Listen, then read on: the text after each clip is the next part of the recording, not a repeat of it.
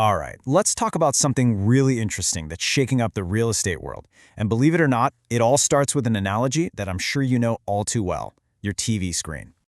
I want you to think back a few years. Do you remember that amazing feeling of freedom? Finally ditching that clunky old cable box and that one massive bill for this whole new world of on-demand entertainment. It really felt like the future, didn't it? So simple, so clean, and totally on your terms. But then, well, this happened. All of a sudden you needed Netflix for one show, Disney Plus for another, then Apple TV for that movie everyone's talking about, and it just keeps going. And as Chris Kelly, the CEO of HomeServices of America, points out, that initial excitement has kind of turned into this new kind of frustration. A lot of us are now thinking, couldn't someone just bundle all this stuff together again?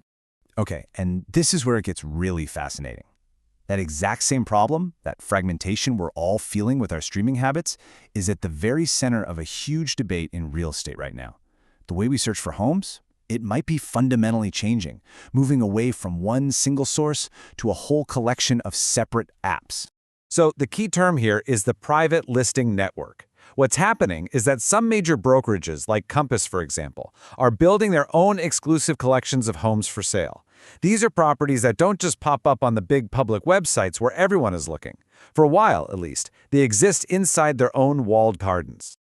Now, this slide really lays out the two competing futures so clearly. On one side, you've got the traditional system, right? The cable bundle.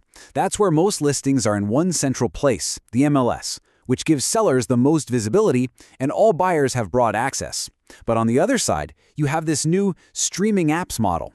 These private networks where listings are scattered all over, offering exclusive access to some, but it forces everyone else to hunt in a bunch of different places. And this quote from Chris Kelly just hits the nail on the head. It perfectly captures his concern. He's arguing that this shift forces you, the home buyer, to do all the heavy lifting. Instead of having one reliable source, you suddenly have to juggle a dozen different websites and networks just to feel confident that you're seeing everything that's actually for sale. And right here, he really throws down the gauntlet. It's such a powerful and direct challenge to this new model. He's asking a really fundamental question. Is all this fragmentation really designed to help the person trying to find a home, or does it actually serve other interests? It's a question that gets right to the very heart of this whole debate. So, why does all this matter to you? Well, a fragmented market could have some pretty real consequences. I mean, you could completely miss out on your dream home just because it was listed on some private network you didn't even know you had to check. Your search gets way more complex, more time-consuming, and the whole market could become less transparent because not all properties are competing out in the open on the same playing field.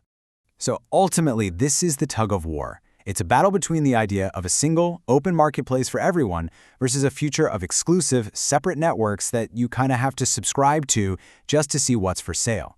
It's a perfect illustration of the two paths the industry could go down. And that leaves us with this final, crucial question to think about. When you're making one of the biggest decisions of your entire life, what would you prefer? The simplicity and the transparency of a one-stop shop, or the potential exclusivity and the complexity of a treasure hunt? The answer is really going to shape the future of how we all find our way home.